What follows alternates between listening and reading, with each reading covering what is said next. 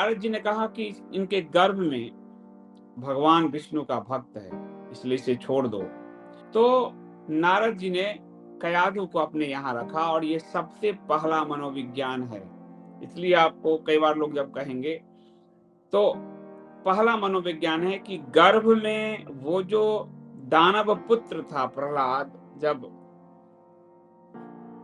भगवान जो नारद जी हैं, नारद जी ने कयाधु को एक मंत्र दिया, ओम नमो भगवते वासुदेवाय। और ये जो मंत्र है वो गर्भ में प्रहलाद के अंदर की पूरी प्रक्रिया को यानी दानव को देव बनाने लगा। ये जो हम अभिमन्यु की कथा सुनते हैं महाभारत में कि माता सो गई और जिसके कारण वो चक्रव्यूह को आधा ही समझ पाया, भेदन करना जान गया, वापसी नहीं जान पाया। तो हमारे यहाँ गर्भ संस्कार, गर्भ को भी संस्कार कहा गया है।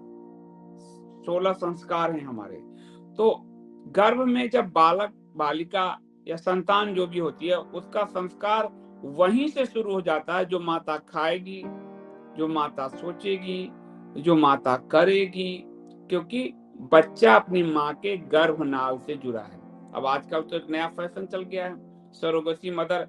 यदि अगर ठीक है वो नहीं हो पा रहा, गर्भवती नहीं हो पा रही, कोई बीमारी है तो समझ में आता है, लेकिन फैशन में कि हमारी बॉडी खराब हो जाएगी तो प्रियंका चोपड़ा, तो शाहरुख खान की पत्नी, तो फिर कोई अलग अलग जो है हीरोइनें आप देख रहे हैं, तो एक नई परिपाटी, यानी वो तो गर्भ में अपने बच्चे को रखना भी नहीं चाहती। तो ये तो और ही दानव की तरफ प्रवृत्ति इन सब में आती जा रही है।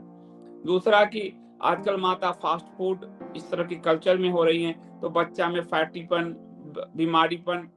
तो आपको ये कथा बचपन से प्रहलाद की हमने अपने सुनी है कि वो दानव पुत्र होते हुए भी भगवान विष्णु का भक्त कैसे हुआ, क्योंकि गुरु ने उसकी माँ को जब वो गर्भ में था तभी वो मंत्र दे दिया, ओम नमो भगवते वासुदेवाय।